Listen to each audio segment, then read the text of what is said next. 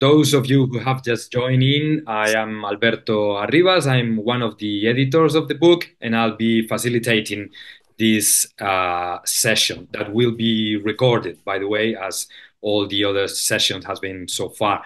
Uh, Anya, please, can you confirm that the recording has started? The recording has indeed started. Okay, brilliant, brilliant.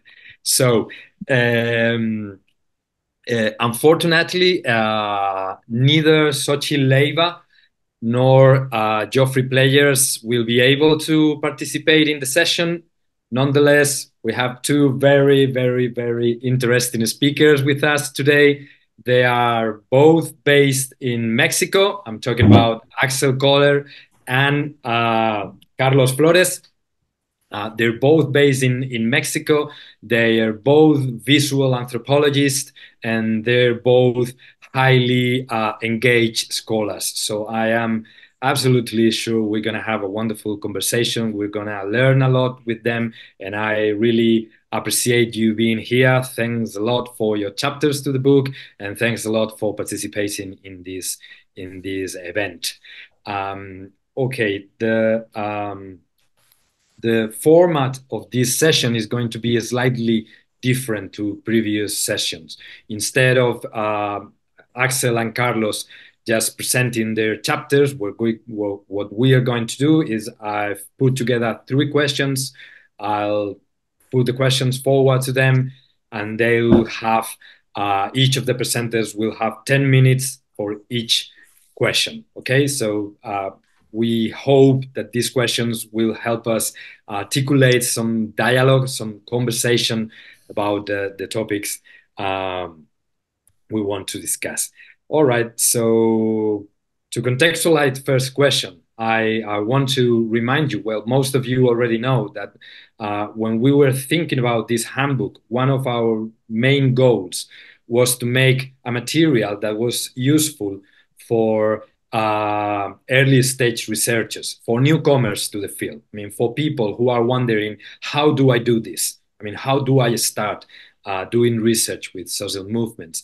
And we ask all the contributors to keep this idea in mind when writing their chapters. And they did a wonderful job in this sense. But now I'm going to bring that goal. I'm going to turn it into a question for Carlos and for Axel.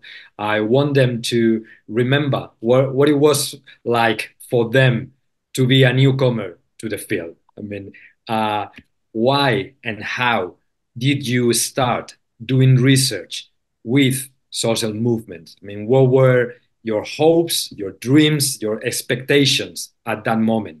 I mean, why?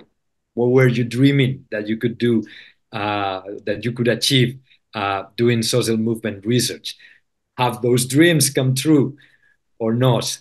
And finally, what are the main challenges that you've uh, came across in the process? Please, I don't know, maybe Carlos could begin if it's okay for you. Yes, I can. I can do that. Thank you very much, Alberto, and also Sutapa, for having invited me in the first place to. Sorry, you cannot hear me. You can hear me now. Yeah, sorry. So I was saying that I really am very grateful that you and Sutapa invited me to this project. I think it's a wonderful project. And yeah, of course, there are like many situations that take us to this involvement with communities. And mine was a rather strange, I think. I was also surprised about my own inclination to doing this job. It came along when I was doing my PhD at the University of Manchester. And I was Try to trying, put on sorry, the other side. sorry, sorry. Well, I'm sorry. So I was at the University of Manchester, um, and I am from Guatemala, and I was trying to focus my research on the cultural elaboration of terror after the end of the civil war in Guatemala, one of the very, very bloodiest civil war in Latin America, and one of the very violent conflicts in the world. So there were about 240 people who were killed in a matter of 20, 25 years or disappeared. And so I was seeing how violence and how indigenous people cope with violence, and that's how I started to engage into this project. But while reading about other texts on political violence and how people come to terms to political violence, I came to the realization that I was studying my own case, because I also had traumas, political traumas, because of the political repression. And that led me to see the communities not as others, as a classical anthropological work, but more as ourselves. We were sharing the same history, if you like, and that was something that I was not expecting. So eventually when I was checking at my notes, I saw that's myself. And I think that's part of any anthropological practice as well. Half of it is research, and the other half is confession somehow. What we write, what we are interested in.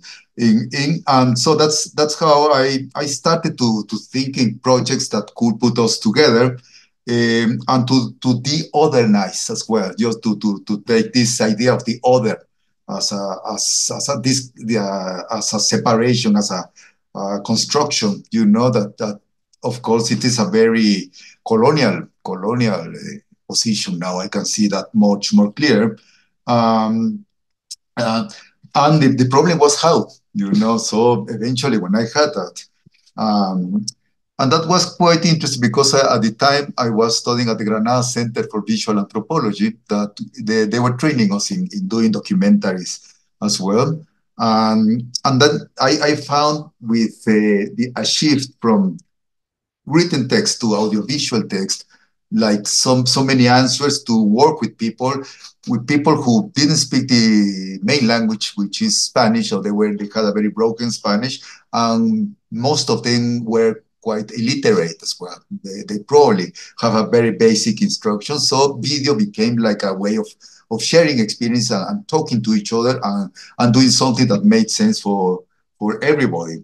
So I had once we started to set up the project, we have a more interaction with the subjects in the field. So we did together. So it was not me. We discussed what was important to be filmed. They also did the camera work. So I spent quite a while to teach what I knew, and they were already trained by the Catholic Church because it was the end of the Civil War. There were money. There were a lot of European money. The UA was giving money for trying to roll back the societies in conflict into democratic ones. So it didn't work, but somehow they managed to stop the Civil War, at least all these negotiations. But also we did something which is very crucial, that it was the editing together. Because normally many things that for me were important or central, for the people that I was working with, were not that important. And they were telling me, no, the important thing is this and that. So that gave me like a proper insider's insight, into how to understand their problematics and their cultural dimension. And something, it's very common in the anthropological work that it is read only by peers, by academics, but video gives the opportunity to bring it back to the communities as well, so they can use it. I think I will try to explain in the next questions how we deal with that. And finally, of course, having all these new problematics, what really helped me to frame again an anthropological proposal was the postmodern and critical anthropology that was being read at the time, in 80s, 90s, when there is a breakdown between the classical anthropology based in modernist approach, modern approach, and of course, any modern approach has a colonial dimension. So it was a very fortunate meeting point of my needs and also how the anthropological discussions were taking place at the time. And of course, just to mention some postmodern concerns, that was the polyphonic. There is something here. Confirm your speaking language. So I think the machine is not learning, is not hearing well my English or something like that. Anyway, so it was for example, the polyphonies, how to put many voices in the text, you know, and all the issues of collaboration as well. So that was widely discussed at the time in anthropology. Also, the question of the authority, who has the authority of saying what or proposing things as well. How the problems are enunciated, how the problems are posed, who does that, how you frame them, all the issues of textualization and intertextuality. So many things like that were at the fore at the time. And as I said, and I will talk to that later, for me, what was really key was, or important, really important, was the evolution and the evolution of all this work and knowledge, you know, for themselves, you know. So that's what I would have to say for this moment now. Yeah. Thanks a lot, Carlos. Well, wonderful. That's wonderful. So, Axel, if you want to go now, thank you. Thanks, Carlos. We know each other for more than 30 years, so and we have collaborated on various occasions. So it's a pleasure to see Carlos here in this session. And I'm very sorry that Xochitl couldn't participate, and also Geoffrey. We would have had a richer discussion with all four of us. But let's make the best out of this situation. In my case, I'll start with a little bit of personal history. I've been trained as an anthropologist first at the Free University of Berlin, where I did a master's in ethnology, and then I enrolled for a PhD at Manchester, like Carlos. In fact, there we met 30 years ago. We knew each other beforehand because we have a mutual friend. And also we coincided for our mutual interest in visual anthropology and ethnographic filmmaking. And of course, at the University of Manchester is the Granada Center for Visual Anthropology, where we both were happy to study. My PhD research was in Africa, in the Congo, and in retrospect, I consider it to have been pretty traditional ethnographic fieldwork. So after I finished in Manchester, I went to Mexico, arrived in Chiapas in 1998, and I've been living here and working here ever since. Once I was able to communicate in Spanish, because at the beginning I spoke well, my own mother tongue, German and English and French, because that was the language in the Congo. But I had to learn Spanish, and once I managed to communicate, I did a kind of reconnaissance trip to a number of indigenous social organizations in Chiapas, in terms of a first assessment of their communications infrastructure and capacities, because when I was talking to people in these organizations, I found out that there was a very strong interest in audiovisual communication.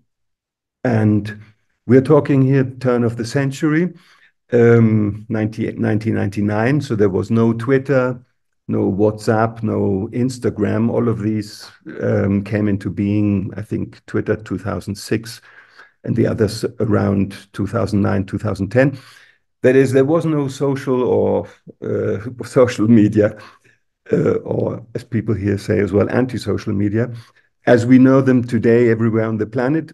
They didn't exist, but there was obviously more traditional media like radio, television, and video, and people started to become aware of their rights to communication, and that is not only their right to receive information, but also their right to express themselves and to produce information and knowledge as well as distribute it. Television in Mexico continues to be largely a sort of a one-way mass communication, except for a few experiments with community television.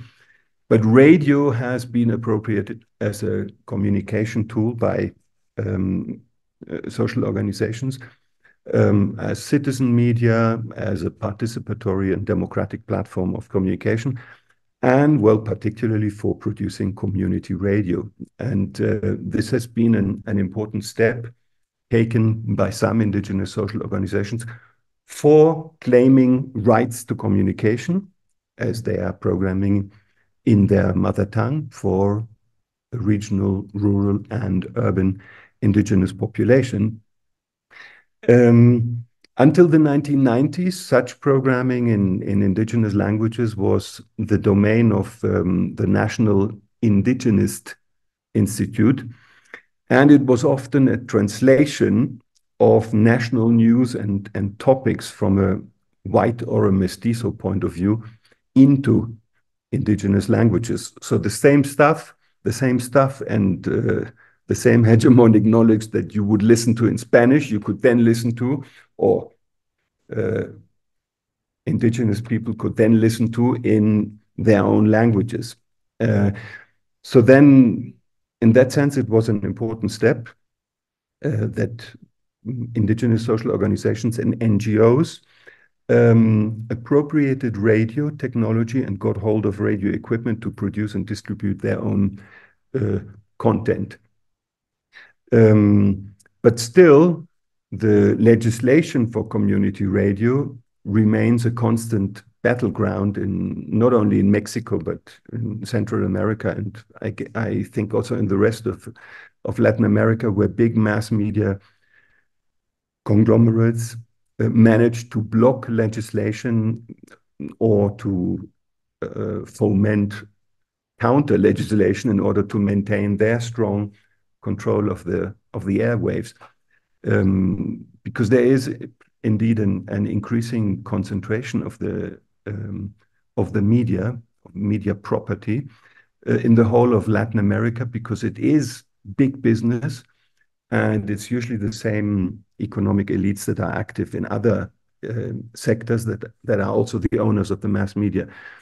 And part of their monopolistic strategies is to keep media diversity low and to curb the growth and the reach of alternative media outlets. Many community radio stations have to work, therefore, in a semi-clandestine condition, because they don't get a license, even though they may apply for one. And then they are at the mercy of state-run operations against what the state calls pirate radios, especially when these report on popular resistance against deforestation, land grab actions, transnational mining interests, infrastructural mega projects, and when these radio stations support, for instance, self-defense groups, accompany demonstrations, and denounce human rights abuses. In terms of audiovisual media, which is really where both Carlos and I work, in particular in video, I should mention the Mexican National Indigenous Institute's program for what was called a transfer of audiovisual media to indigenous communities and organizations. And that program started in the early 1990s. And so video equipment had become cheaper and more accessible from the 1990s onwards. And this National Indigenous Institute sensed that it was time to give up their quasi-monopoly on the representation of indigenous peoples and communities. But when I visited indigenous social organizations in Chiapas in 1999, the equipment that this National Indigenous Institute had given them was abandoned or in need of repair, and the people who had received their initial training in the early 1990s were complaining of a lack of follow-up on their communication skills and of the maintenance of the equipment. And that's when we decided, Xochitl and I, together with leaders of these social organizations, to organize a hands-on course on audiovisual production with a focus on indigenous rights. And that was in the year 2000. The idea was to help kickstart again a network of indigenous communicators who could then function as replicators or multipliers or popular video makers in their own communities and organizations, and rekindle the flame of communications in their organizations, which had begun in the early 90s. People had started to think of a sort of communications department in order to be able to talk about their work, also in order to communicate their work for the donors that they were dependent on in order to continue working. But as I said, by the end of the 90s, the situation was a bit more difficult. So we decided to do this course, and we received 21 indigenous students who we gave technical training over the course of 3 or 4 months. And I can say that at least 10%, I mean, at least 2 of these 2 guys are still active, well, that I know of, are still active in video production for their organizations or individually. And the project that was administrating or that was organizing this course, the Indigenous Video Makers of the Southern Border Project, which we coordinated, Xochitl, me, and Pedro Daniel, and a young indigenous video maker that was trained in this course. This project has since organized many more courses and seminars for indigenous video makers based on their specific needs and exploring technical, artistic, and ethical issues in a collaborative fashion. So in that sense, our expectations were met. We were able to start this or to rekindle this interest in audiovisual media. And nowadays, there are other projects, other organizations that have that are also giving training to potential video makers, for instance, what's it called? Ambulante Más Allá, and another film school in an organization that does capacitation in video making and filmmaking, have been here and have generated a new generation of video makers that are in the process of professionalizing themselves. So in that sense, it's been satisfactory. And I think I leave it for that, with that for the moment, and hand over back to you, Alberto. Thanks so much, Axel. I mean, wonderful, wonderful. I could just keep listening to both of you. Just please keep telling me your story. I mean, it's just wonderful. I mean, there's so much to learn from our own experiences. I mean, and we don't usually have the time to talk about this. So, I mean, the second question is also based on your own experience on your own experiences. Is it possible? I mean, has it been possible for you to do research with social movements instead of on social movements? Has it been possible to produce knowledge and research projects that are relevant and that are useful for the communities that you are working with? So, Carlos, please. Okay, thank you, Alberto. I think yes, that will be my answer. And it's I think we need to take into account that our work is very political. You know, it's not academia is like the medium, but in reality, it is a political one. So even that the civil war finished formally, I think there are still the same problems that prompted this war in the first place. You know, this a very segregated country where you have the non-indigenous and indigenous people in the first place, and then the class dimension. So everything becomes political very, very easily. And also in terms of what the uses and how useful the work has been, I am fairly satisfied with the outcome of these experiences. For example, we had the first film, the one that I produced for my PhD at Manchester. It is called In Quechua Rubel Kurus, that means beneath the cross. You know, it's a film on the disappearance of 916 members of one tiny community. You know that nobody talked about that. You know, I had to just to get into this place.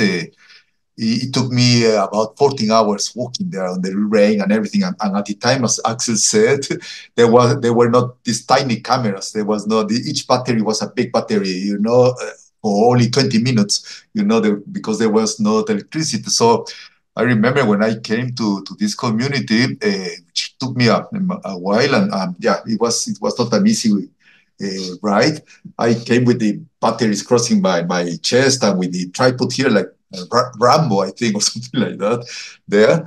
But we managed to get very, very useful testimonies about the violence because people didn't want to talk about that. You know, they were still afraid. And that was good in the sense that once we edited the material and started to distribute it within the region, because it was with their own language and with their own framing, if you like, more and more people came and talked about their own experiences. So there was something that had been hidden into their homes. Nobody talked about that. So people were really afraid. And more important probably than that, and than just to release all these emotions there, be able to do that, is how the film was framed as well. You know, that was like a different account of violence. Because at the beginning, it was quite common that the communities or people, members of the community, felt very guilty and they blamed themselves because of the violence for several reasons, for several cultural reasons as well. For example, because they didn't pray enough to the sacred mountain, you know, or they didn't pray or remember their ancestors too often or stuff like that, you know, because they didn't understand why the violence came to them from this in this brutal way. And the point is that the army at the time didn't know where the guerrillas were. They were not guerrillas there. So they were hitting one town and then the next one they spared the next one, then they hitting the next one because they just didn't know where the guerrillas were. So people didn't understand at the beginning, but by having a narrative, by having a framework, because they had very, very fragmented memories at the time. But once they could organize their memories, then people could understand what the context was, the political and historical context of the country, and of course of the civil war, and started not to blame themselves, but to understand that it was something that they didn't have to feel guilty about. So in this sense, I think it was quite liberating for many people, and just for being able to see that how other fellows had the same problems as well, and they could share, and they started to talk between the communities, and so I think that was a quite useful outcome. Sorry, I had the I forgot to put the clock here. Alberto, if I talk too much, please cut me. You know, so yeah, that was the first experience, and then what I really liked is that because of these films, they were being distributed by themselves, by their own social and political networks. They had the films had their own life, if you like. They were not mine anymore. They just left. But then I started to receive invitations from other communities and from other groups to produce films as well with them.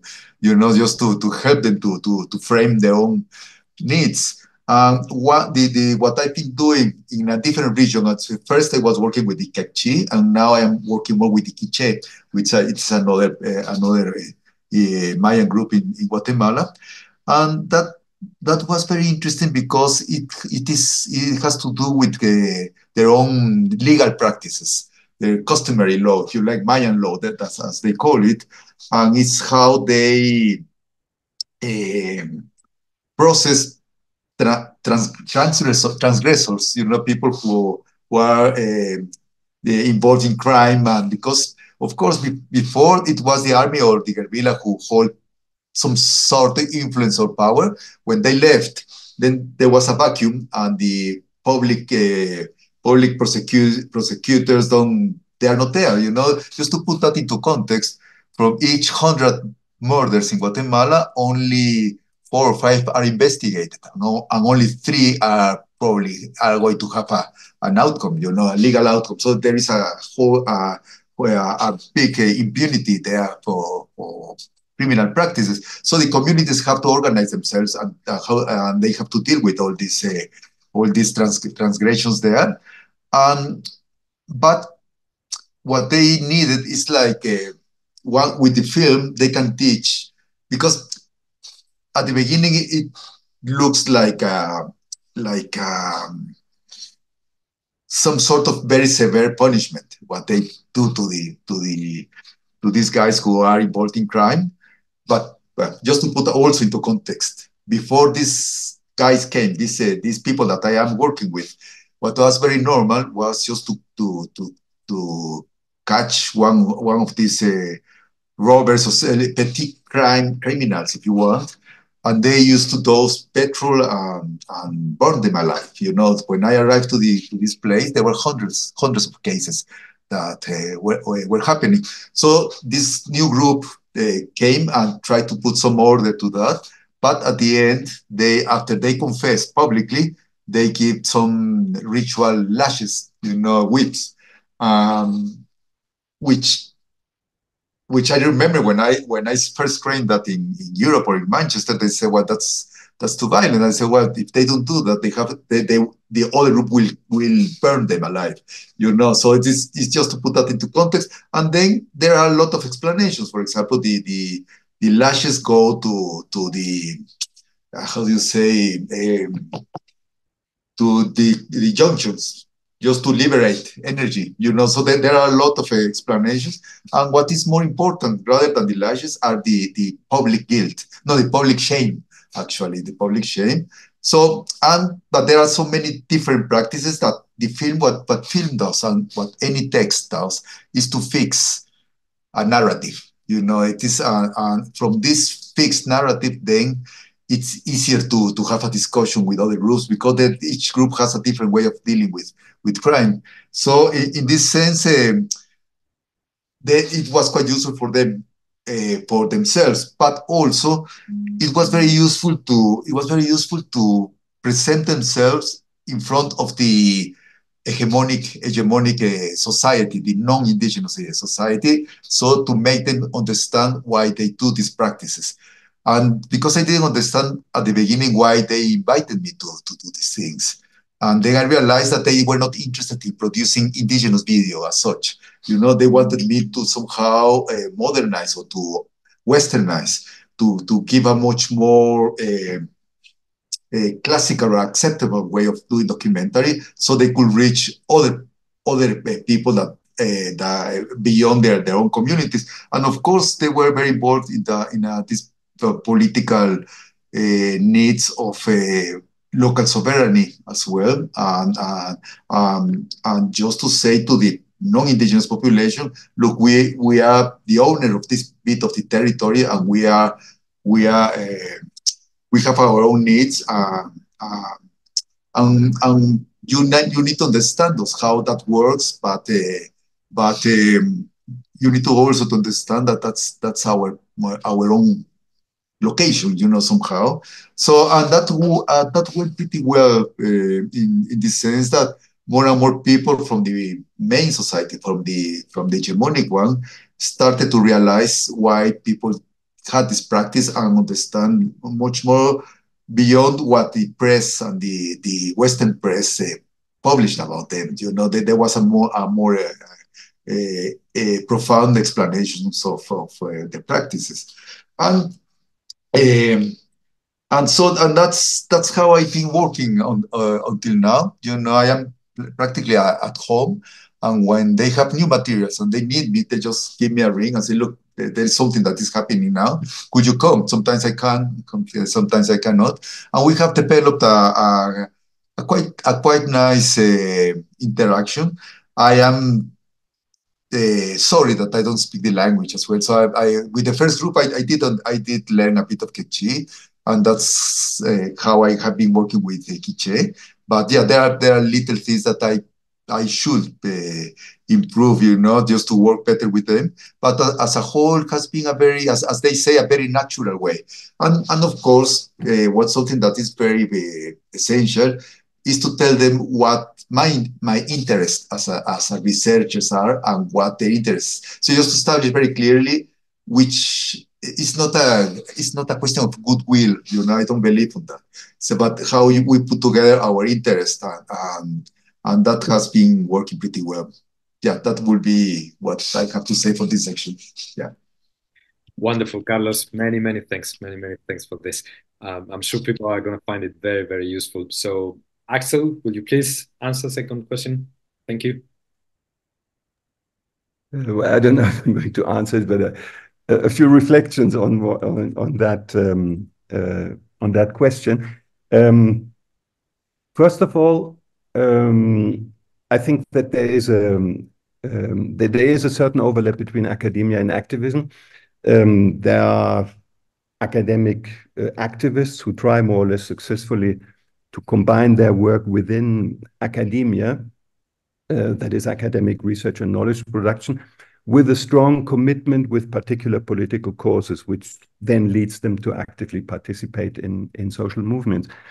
And there are obviously certain contradictions and tensions in this activist academia, because at least the ideal old school position is that as academics, we should be value-free, neutral observers and researchers with no particular political position in order to produce objective knowledge. And in terms of values, ethics, and morals, we are bound by what is understood to be good academic practice.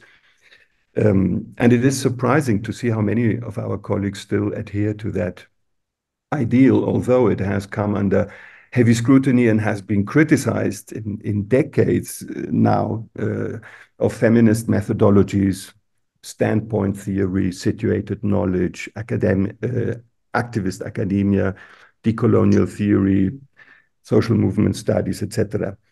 You just need to dip at random into an academic publications, and you can see how many of us write in an objective style, trying to leave their subjectivities outside of their texts. The other side of what is still considered to be a big divide by protagonists on both sides, that is academia on one side and activism on the other. So back to the activist side, I think it's not uncommon for activists to have gone through some academic training and some move back and forth between the two spheres. For instance, in our postgraduate programs where I work, the Center for Studies, Mexican and Central American Studies,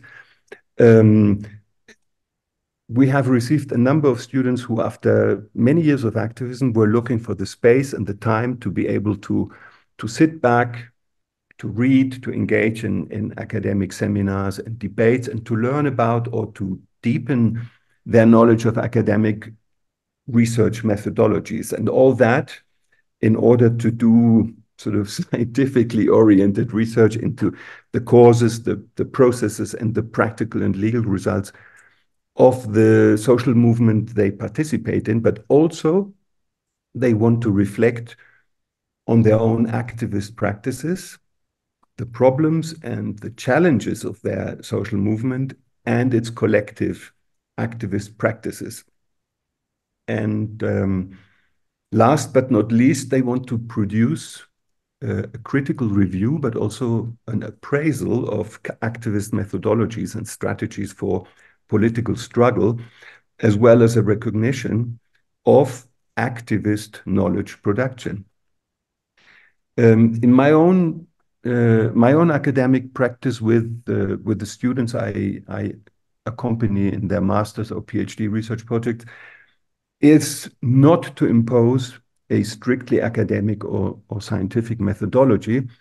I always encourage them in a search for a proper methodological path, their own methodological path, in order to be able to do good research on the problems they have identified and to reach satisfactory results.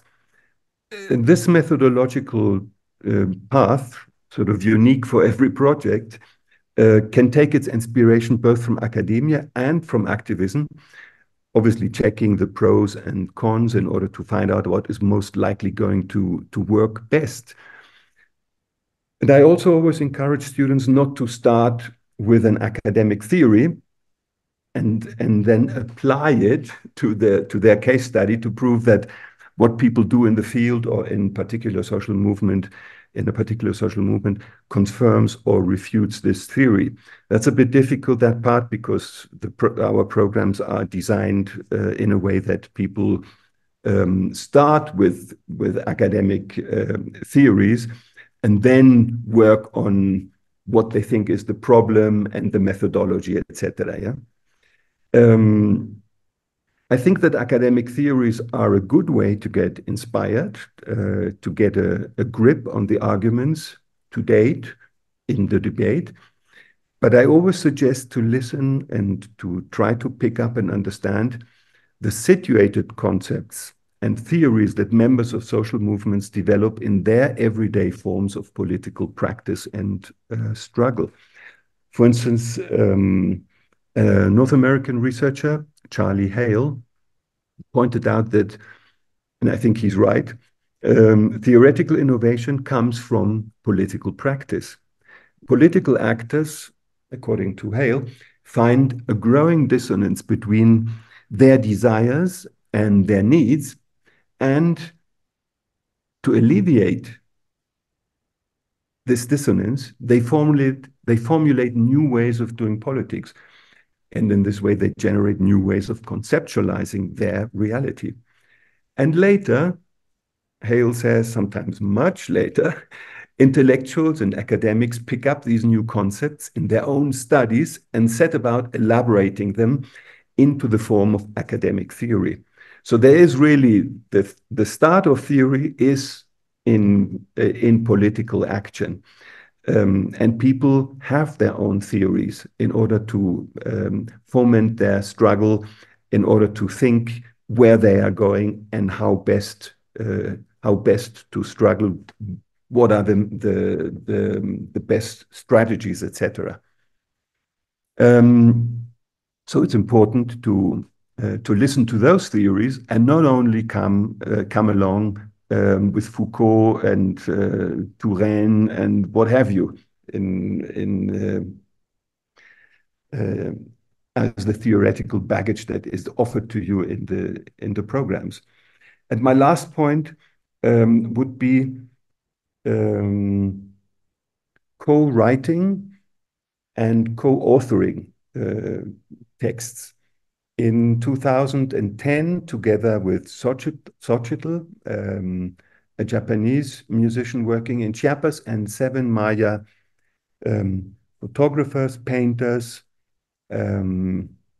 video makers, and musicians, we published a book for which we developed our own methodology in order to be able to elaborate chapters authored individually, but discussed always collectively, with a lot of input by us, the only two academics. We called that creative couples, where we worked with each and every one of these artists who practice their arts but normally don't write about it. So we called our book, it's called Xalel Kibeltik, weaving our knowledges, tejiendo nuestros, sí, no, tejiendo nuestros raíces, weaving our roots.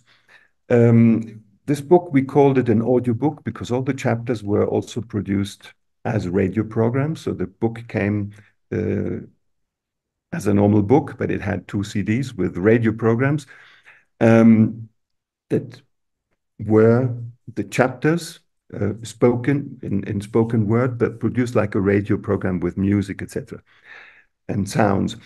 All the contributions were in Spanish and in the Mayan language of each of the artists. The 3 contributions by non-Indigenous contributors, Xochitl Leyva, the Japanese, and my own contribution were also translated into the Mayan language of the area we work in. So in this way, our intention was to overcome the exclusive use of the dominant language in Mexico, which is Spanish, putting on a par, on an equal footing, the Mayan languages our artist colleagues and their communities speak. And I think it's important to emphasize these endeavors to overcome the knowledge production that is normally in an exclusively European and colonial language. Also experimenting with different forms of presenting knowledge through the spoken word and music, through images, and through written texts in Maya languages. In this way, we also intended to reach out to an audience in the communities that is able to listen to these chapters in their own mother tongue. That's it for the moment. I think we're good on time. 12. Yeah. And we can then continue with answering the third block. Alberto, back to you. Really inspiring, lovely, great. I mean, wonderful session again. Okay, the third question. I'm gonna be quick, so there's more time for questions and comments from the audience afterwards. It's a bit more abstract. You know, there is a growing critique of the Eurocentrism of social sciences in general, and there's a growing concern with this. I mean, this idea that Northern theory doesn't take seriously conceptual, theoretical, or methodological innovations that are taking place across the global South. So, for both of you as scholars that are working in the global South, but I mean, in your case, Axel, you are from Europe. In both cases, you've been trained in European academia. How you see this? I mean, do you think there is a particular way of doing social movement research, a particular gaze or a particular connection with movements in Latin America when you are rooted in Latin America as a part of the global South? Okay, I will start with that, but it is a complicated question, you know. And yes, I would think so. You know, it is it's not to throw the water with the kid there of the bath, you know, as people say in English.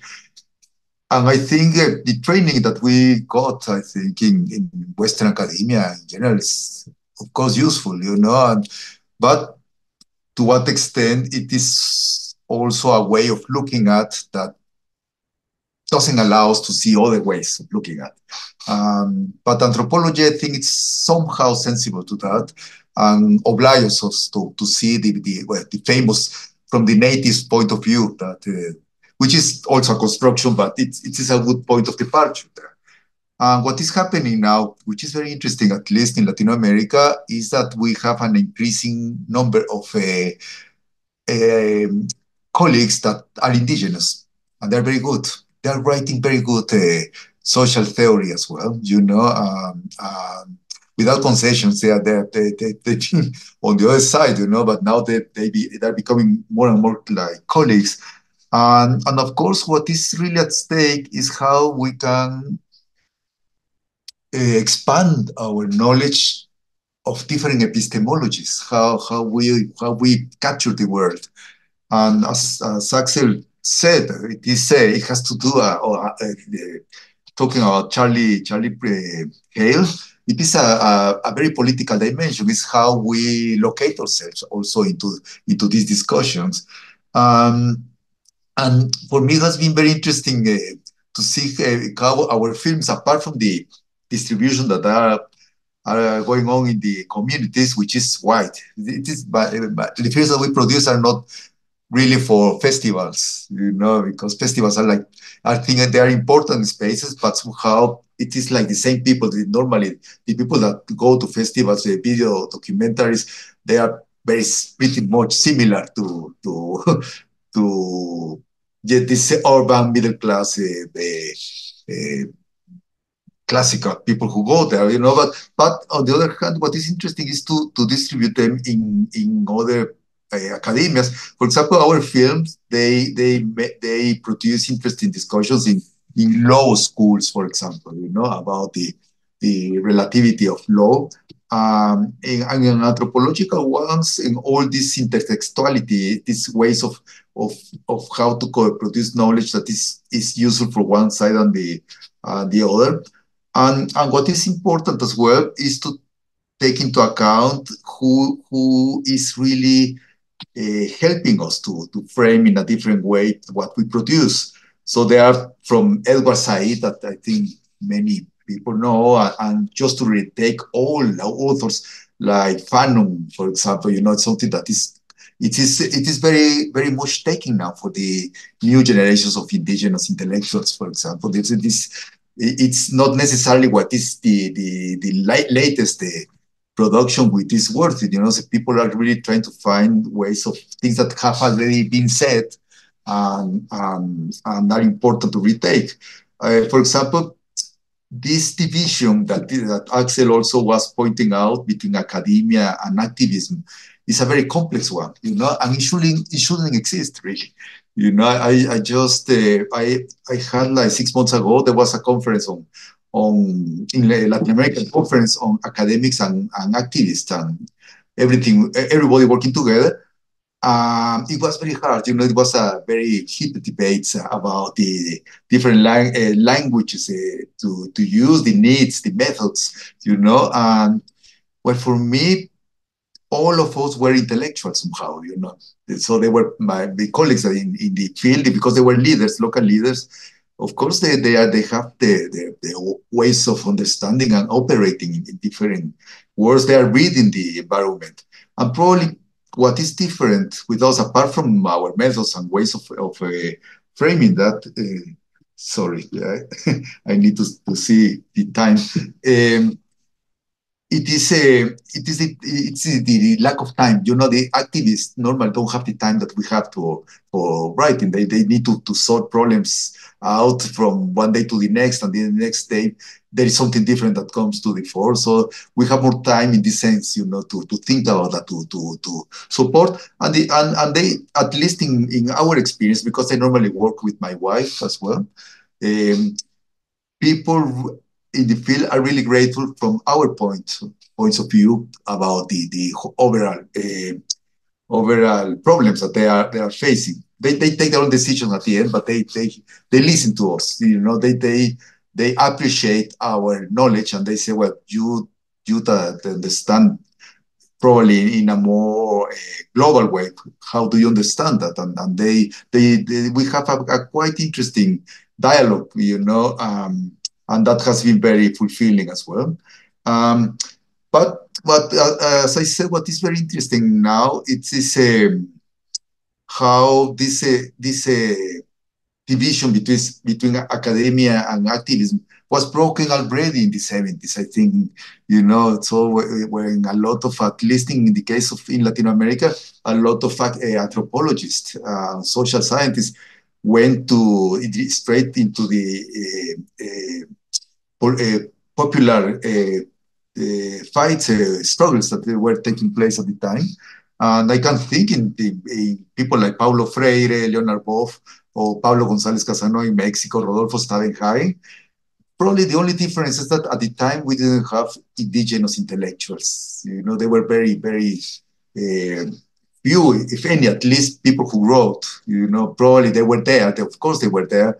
But at least in Guatemala, I remember when I started to study, before I had to leave I get into exile, I remember that at the National University, there were only 14 indigenous people registered there in a country where 60% of the population was indigenous, and the rest was mainly illiterate. So it has been a change, and when I came back from Europe and started to work in Latin America, just to see all this production has been really, really, really useful. And of course, we are learning all the time from them. And we have a richer dialogue, So probably in my case, for me, it's quite complex because I am a mestizo. I am in the middle ground, which is good, because I can have a dialogue with the Western academia and also with these indigenous epistemologies.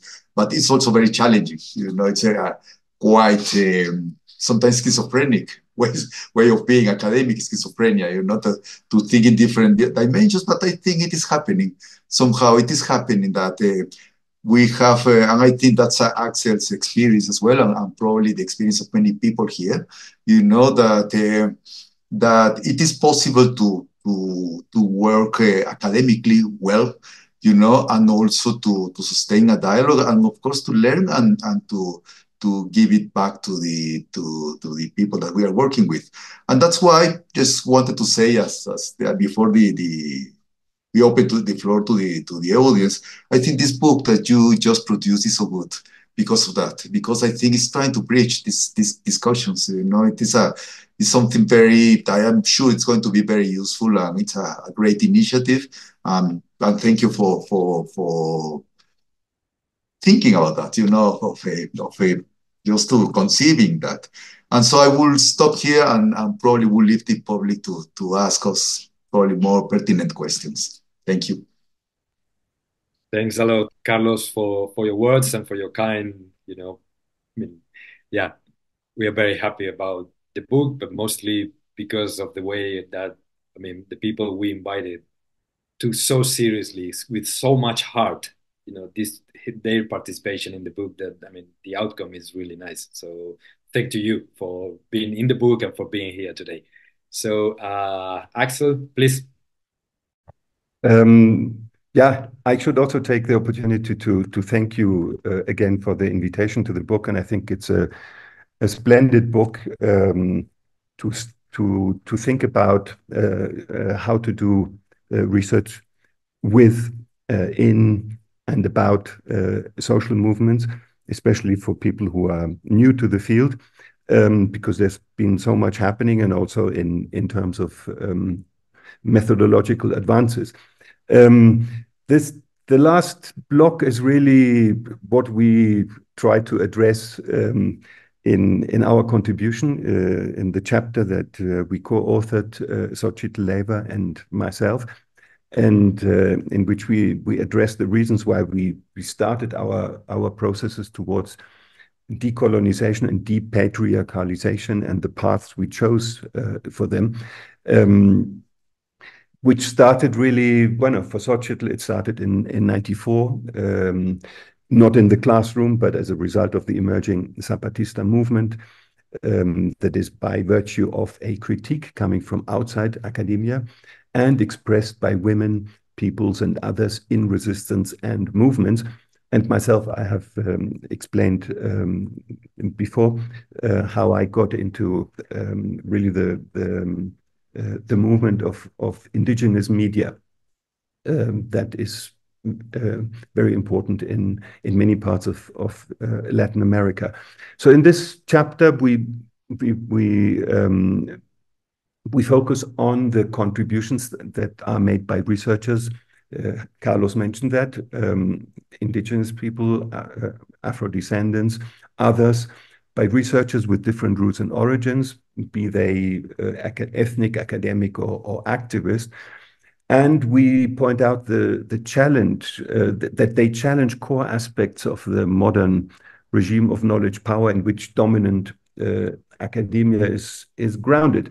So there are three main points. The first is really about social movement studies and how it began to suffer certain cracks, ruptures, and dislocations as indigenous, popular, and Afro-descendant communities, people's struggles, resistance movements gradually gained visibility and force. Obviously, social movement studies are cultivated in the university, and the knowledges they produce are expressed in imperial and colonial languages, European languages, mainly. Furthermore, the practitioners in this field were, until the 90s probably, mostly white, often also male researchers who worked in universities and lived in the global north, while studying either racially marked or mobilized groups of the global south, or people living in the global north, but who belong to different social classes.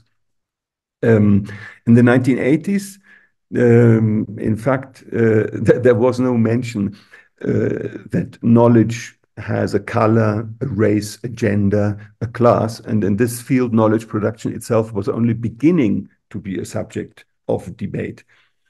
The second point is really exploring different standpoints from which to examine the relationship between power and knowledges in the plural, starting with specific experiences unfolding mostly over the last 4 decades, from the 1980s to now. And more specifically, we refer to the emergence of indigenous epistemologies, again in the plural, and the development of what is called investigación propia in Spanish, which is research conducted our own way, as well as of the first epistemic, theoretical, and political effects of Zapatismo, the Zapatista movement. Indigenous organizations in many Latin American countries have been creating their own educational programs and autonomous or semi-autonomous institutions of primary, secondary, and third-level education, challenging the ontology of knowledge and defying the positivist postures that prevail in almost all universities in the region, as well as the universality ascribed to hegemonic Western knowledge.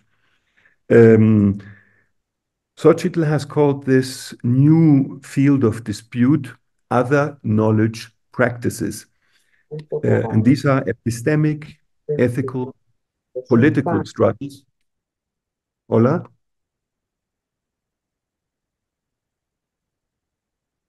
Okay. Struggles embraced by researchers, university students, by artists, activists, teachers, young people and their parents, authorities, etc., from Latin America's indigenous and Afro-descendant communities and organizations. And they are often supported by civil society actors and acknowledged by state and transnational actors. So research and knowledges, again in the plural, have become not only a strategic issue, but a vital issue. And this is happening in many places in America, in Latin America, where the discussion is now on how and who will control the research process and its results. And in fact, there is an increase in collective practices promoted from different starting points to unlearn, to relearn, to decolonize, and to depatriarchalize not only academia or the social sciences, but life, life in its plenitude, the entire life of human beings who are organized in different ways, not just in social, political, or ethno-political movements.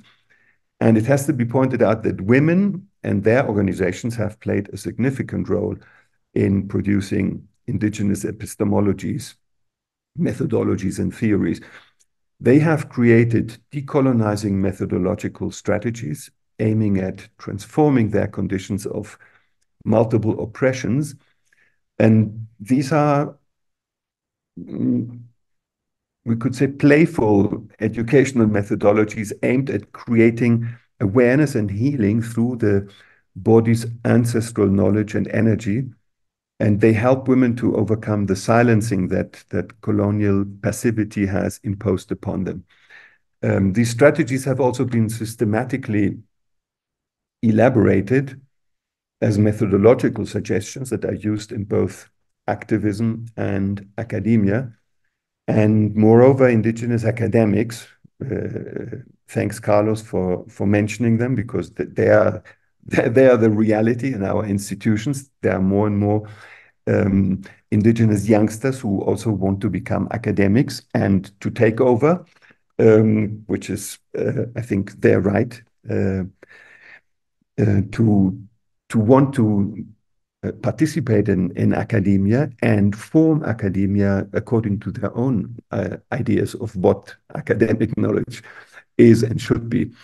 So these indigenous academics have taken these methodologies as an object of study and encouraged intergenerational and intragender dialogue, as well as between women's movements.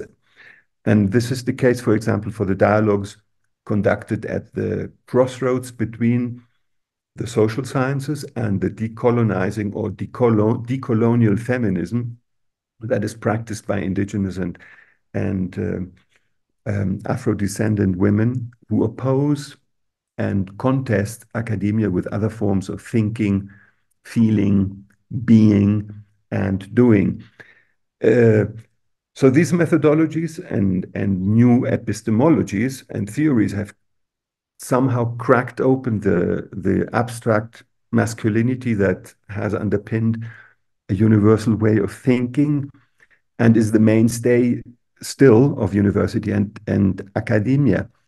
And they bring to the table what is called sentipensar, a term that was introduced by Falsborda, and that is also very popular with young Mayan activists and academics, meaning sentir y pensar, thinking with feeling and feeling with thinking. In many Mayans, for instance, say we think with the heart, or we think through the heart. So they bring to the table this idea of thinking, feeling, from the embodied and situated feminine, as well as the defense of the pluriverse. In other words, they allow us to continue refuting the idea that a universal reason exists and that only the West possesses it, and which is the only guarantee of the truth of this reality. And we are talking really about other knowledge practices as ontological and political struggles. And the last point is that we assert that people in movement and in struggle have begun to place epistemic, ethical, political, ontological, methodological, and theoretical concerns at the center of their struggles. And as a result, committed researchers, and we consider ourselves committed researchers, I think all of us here, have been urged to rethink and change not only their knowledge practices, but even their ways of living and making sense of the world. In other words, responding to these other epistemologies and to these struggles.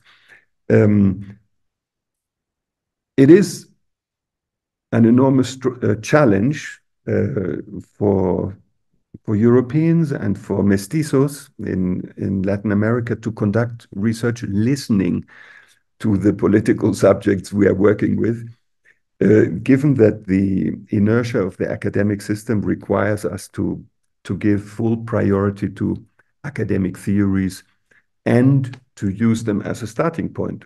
And subverting this condition is something we consider fundamental in order to be able to combat the epistemicidal inertia of the academic system and to go against today's hierarchy of power knowledge, as well as the inherent arrogance of academic knowledge.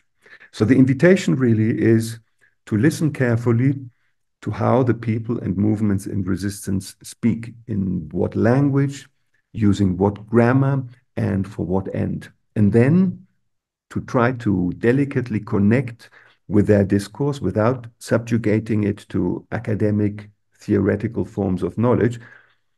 And we think that this helps to achieve greater epistemic justice and to open up possibilities for more horizontal dialogues, which can be valuable beyond academia. So the invitation is really to put at the center the needs of the people we work with, their urgent needs and their ways of making life meaningful, and only in a second moment to connect with disciplinary knowledge, which tends to label us, to separate us, and to sort us into hierarchies. It's very easy to naturalize these divisive elements and accept them as inevitable, but we think that this is no longer possible in times of multiple planetary crises or even an impending civilizational collapse, and we have to consciously look for ways to overcome them when conducting engaged research or any other kind of social research. Thanks.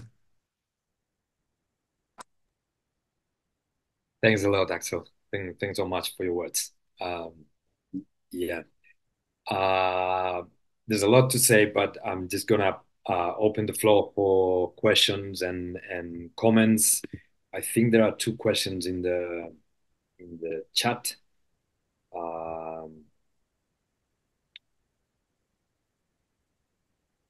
Antonio has directed a question for Axel. I found your point about how in academia we begin with theory and then go to fieldwork, which is a personal challenge in my PhD work. Can you speak more about how we might allow ourselves to be informed by, but not defined by these theories as we engage in fieldwork? So this is one of the questions. Noor is asking, have you encountered a moment when people you are working on or with do not agree with your work and tell you instead work on or write what they want you to write? I guess that's for both of you. And first question, I think you basically answered to all the elements. Yeah. How can you research and your organization can assist indigenous movements? How can studies and projects support the movements? Second question was basically focusing on that. So if you want to begin with this couple of questions, and then we can see if all the people want to say something. Me? Well, the first question is directed to Axel. I will try to answer the second one. Of course, that's probably part of the normal research with people into this dialogue and discussion. We discuss a lot, and we don't agree in many things, and that's part of how we work, So it is and it's very good. It's very good that we have to come to a conclusion at the end, and particularly by doing films and editing.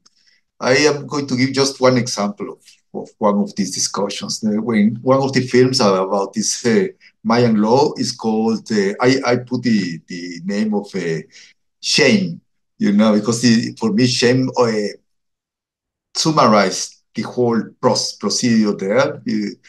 And they wanted the leader of the indigenous people said, no, the film has to be called that's the case of a car that was stolen for 3 members of the community of this and that. And it was a very long, it was a much more precise title if you want, but cinematographically it didn't work. So we were discussing these things. And many things that for me were very important and interesting from a classical anthropological point of view, they said that's not important really for us. What is important is that and that, you know. And I think Axel really pointed it out very well that we have to listen, you know. And at the end of the day, it's not them or us, but we are engaged in very similar problems, you know. Somehow, um, we have states of national states that are guided by racism, classism, and repression, political repression, and all of us have suffered that. You know, so the point is probably how we accommodate our individual political positions to other political positions that are not that different. You know, at the end of the day, Axel was very clear about that. You know, we are facing probably the collapse of our world, and not for the next 50 years. Now, you know, it's happening before our eyes. And I think we are really worried about what kind of responses we can give to that. And it's not for the next generations. And for example, it's also said by Axel. I think a lot of academia now, at least the academic that I am working with, is quite sclerotic, and they are still very tight into these old forms of doing academia, and this critical thinking is not very commonplace, and at least in the place that I am working with, you know, it is and that's quite discouraging somehow. But at the same time, if we move to a different places, then you see that it is happening there. You know, somehow people are probably what have been submerged in people's knowledge. Now it is making sense. You know, it is for more and more people. These things are making better sense of things that we were probably lost somehow, you know. So as I said, it's not a question of goodwill. It is not that, you know. It's a question of how our own survival depends really on all these issues somehow, you know. So in this sense, I think it is important to have this dialogue and discussion and take into account that we are not above or below the communities, you know. We are trying to, if we gain this kind of a horizontality, which is also something that not always is we are able to achieve, but if we manage that, then discussions are normal. You know, the not to agree necessarily works, but that's not the problem. It's how we negotiate somehow. And finally, what probably we have to focus on is that our common objectives. And what, at least in my experience, I can see that they are not that far away from each other. Yeah. Okay. To continue with that question, when I arrived in Chiapas, I also noticed that a lot of people in communities were not really very responsive to the idea of doing research with them. And then I found out that, for instance, the Harvard Chiapas project, I think they were here from the 80s to Carlos, from the 80s to the end of the century. Yeah, I think it was even back from the 50s. From the 50s, it's a very old project, you know, which lasted several decades. Okay, but anyway, within this project, students came and they were very anthropological in their approach. They started to learn. It was categorically they had to learn the language of the communities, which is something that nowadays most researchers don't have the time to do, and simply don't do. Also because people do speak more Spanish than 50 years ago in the communities. But anyway, they came And there was probably a production of around 300 theses that are all in English and somewhere in Harvard in the in the library. So people really feel that these researchers come, they're very interested, but then we don't have any feedback.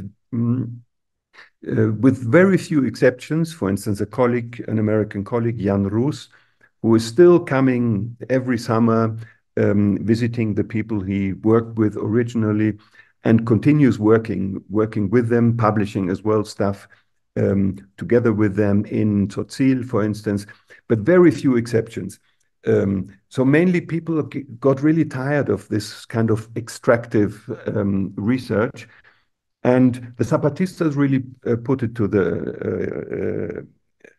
the point. You arrive there. I mean, people come and students come and say, "Oh, I want to do research with the Zapatistas and this and that." And I say, "You have to think in not in the short term, but in the long term, because you have to go there."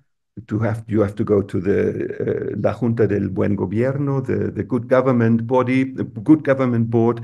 You have to present your research proposal, and then depending on the time of the Zapatistas, you will get a reply. And the point is that nowadays very few projects are accepted because they simply say, you know what, we are in a different situation now. What you are presenting us as a research, we are not interested in. Simply, we're not interested in it. So it's very difficult, but they have put clearly the thing on the table. You know what? If you do research that we are interested in, we can talk about it. But you come with a proposal from outside, present something here that doesn't make any sense for us. Thank you very much. Bye-bye. So one of the points is really and there I can link up with the question that Antonio Starnino put here, how to enter a research project. I know it's very difficult because the academic times are very different from the times of the communities. People have they live in a different rhythm. Life feels differently in terms of time and space.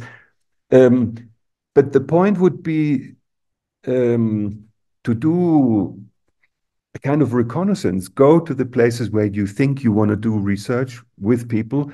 And instead of presenting, well, you could present a basic idea of what you would like to do, but then discuss it with the people and see what they are really interested in.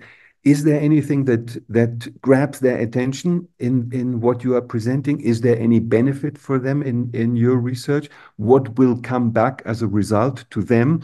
Will it benefit their organization? So then you can find out what might be a kind of overlap in agendas. So you can see, people really, this is the point they're interested in. And in fact, I could present a proposal that takes that into account and where I would have a positive reply from them, so that they will be happy to collaborate with me, and also because I will present them with the idea that I will share my research results, and maybe even you can propose a book that you co-author with some of the people that you are working with, which is not the thesis, because in the thesis, you will be the author.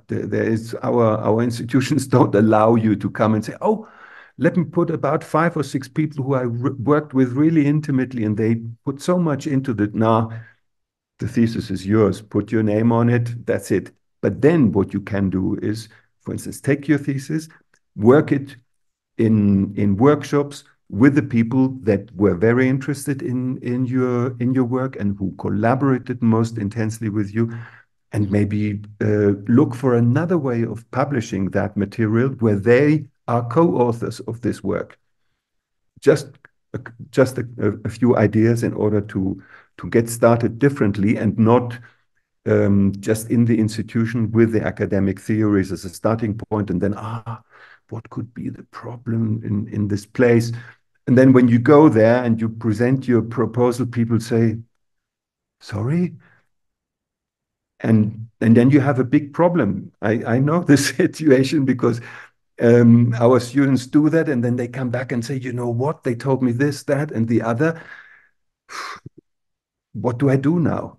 So maybe in terms of what your institution allows you, or before you enter the project, before you write the proposal with which you want to enter a master's or a PhD or whatever program, go and have firsthand experience with the people and find out what they're really interested in and where you coincide in your research interests. Thanks so much for your answers. I don't know if maybe we have time for one more question or comment. If there's someone that wants to say something, ask something to the speakers.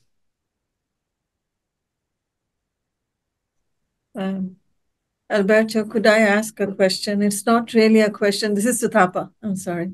Okay, If of course you no can. one from the audience has a question, then I could maybe ask if there is a student who has a question, then maybe I'll have the student go. If not, could I quickly ask something? So I am in Canada.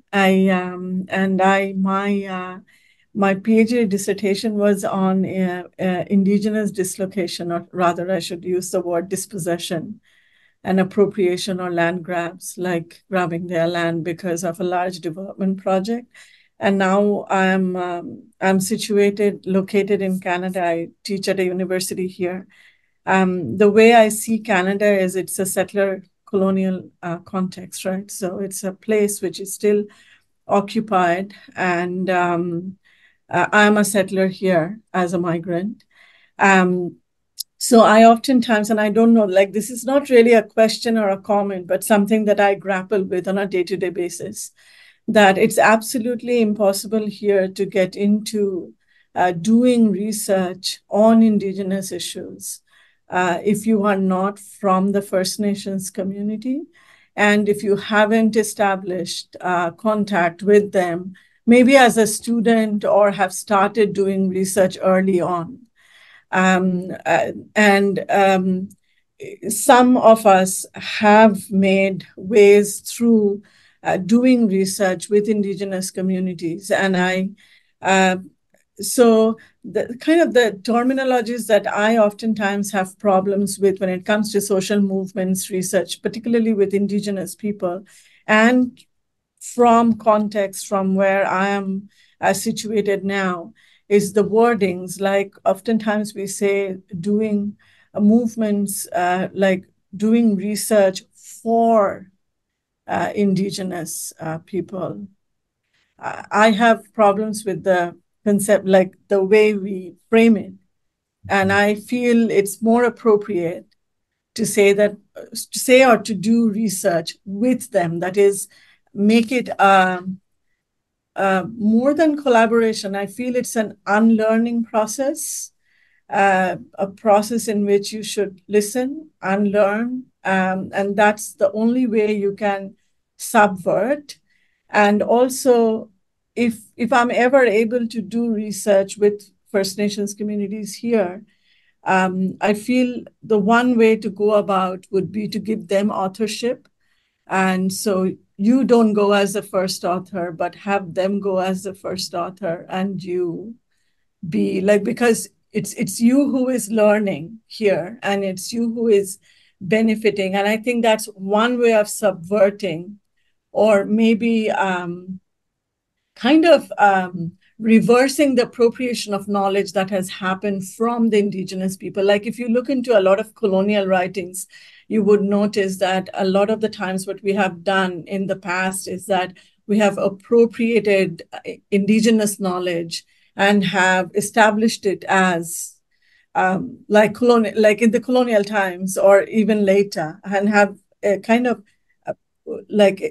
published it as their knowledge, but it, in other words, but it was a knowledge that was actually gain from discussion or talking with Indigenous people. So there's a lot of appropriation of Indigenous knowledge that has happened in the past. And I feel one way of kind of dismantling that could be by kind of reversing the hierarchies that we have seen in the production of knowledge, or even the representation of the knowledge. Am I making sense? I don't know if I'm making any sense here, because I don't really have a question. It's just like things that I struggle with on a day-to-day basis. Being here and being at a very kind of a problematic place where I try to do research on movements, and yet I don't want to kind of get into the problems that I'm writing as problems, or I'm kind of witnessing as problems that have happened with representation, with knowledge production, and so on.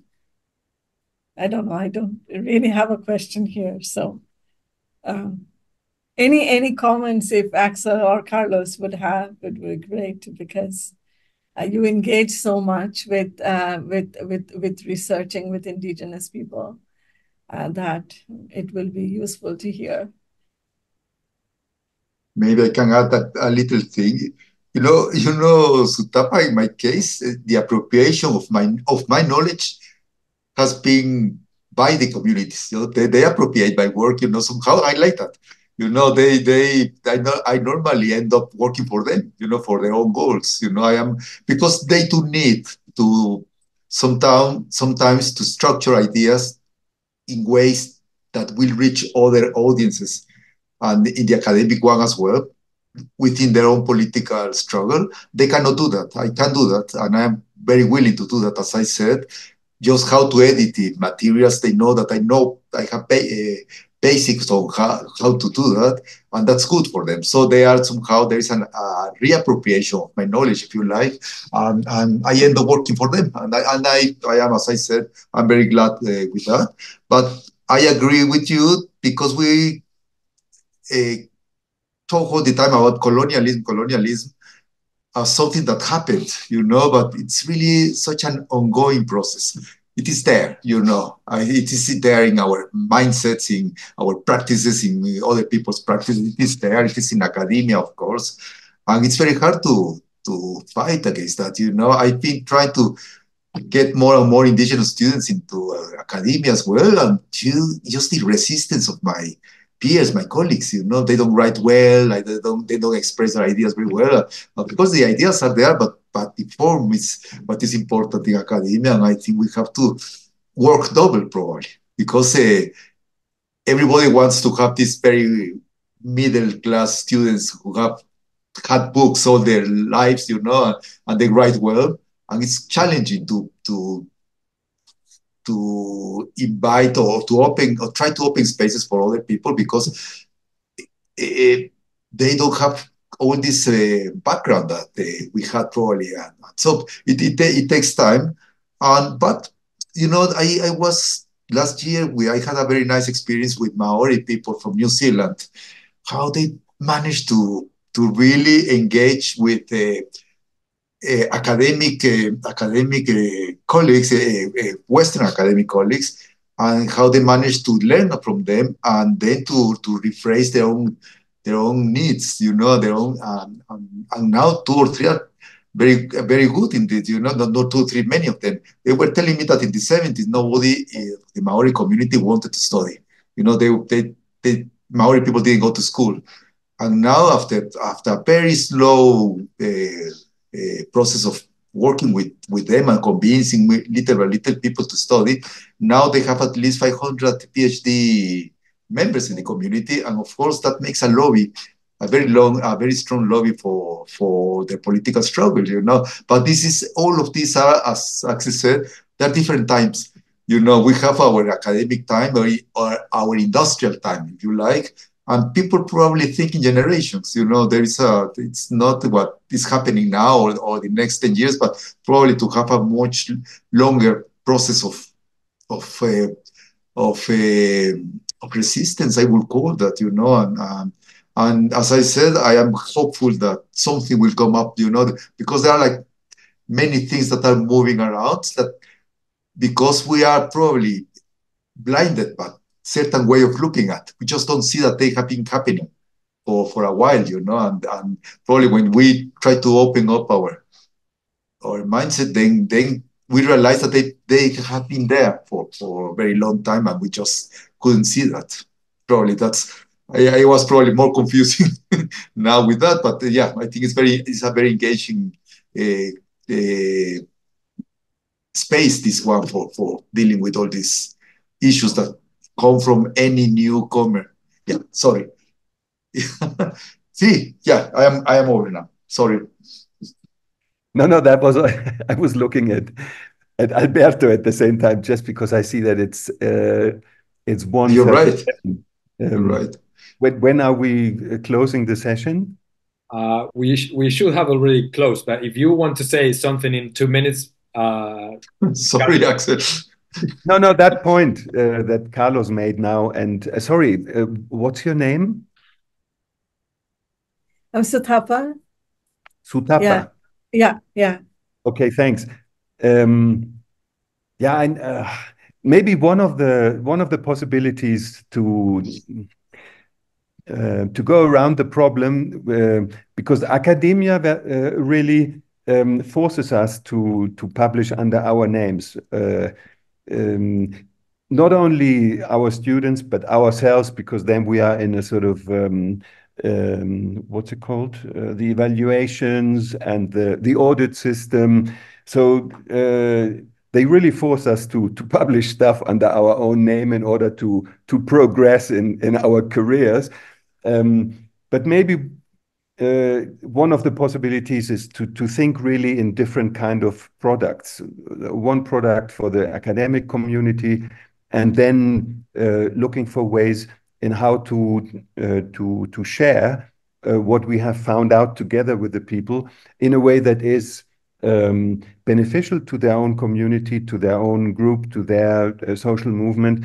And that can be done, for instance, making radio programs with them that people can listen to, and where you break down your research results in a way that is much more accessible than normally in academic language, or like Carlos said, with video. So I think these are possibilities to look for different formats, for different kinds of languages, to reach different audiences, not just the academic audience, because that thing that we put all the people who we worked with first is rather difficult. I wrote together with two compañeros, with two communicators, two texts, academic texts, and we published them, co-authored. They came first because exactly I considered that the mainstay of the information there is from them and their organization, their experience.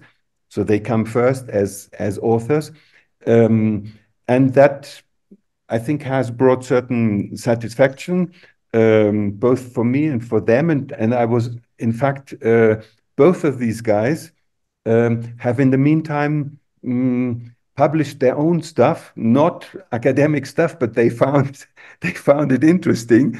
One of them said to me when I said, "Oh, let's write something together," and he said, "How do you want it? In academic?" No problem, we can do that. I said, "Okay, let's do it in academic then." And in the meantime, he has published something in a Spanish anthropology journal. Really interesting article, and so he's got a taste for it now. And the other one is a former president of the bees. It's called like the insect, the bees, social organization here, and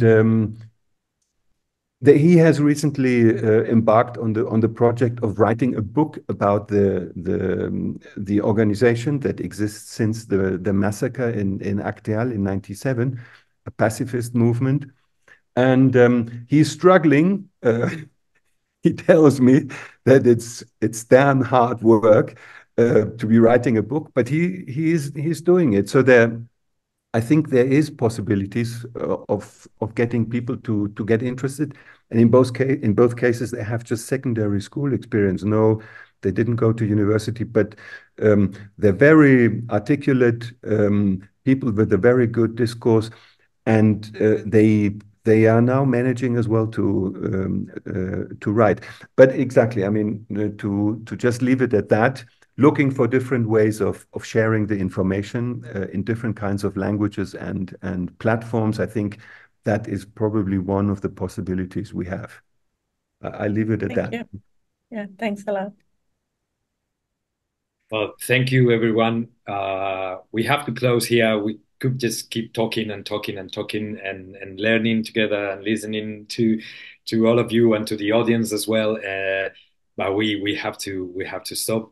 Thanks so much for your participation. Thanks so much for your contribution to the book and for your words here today.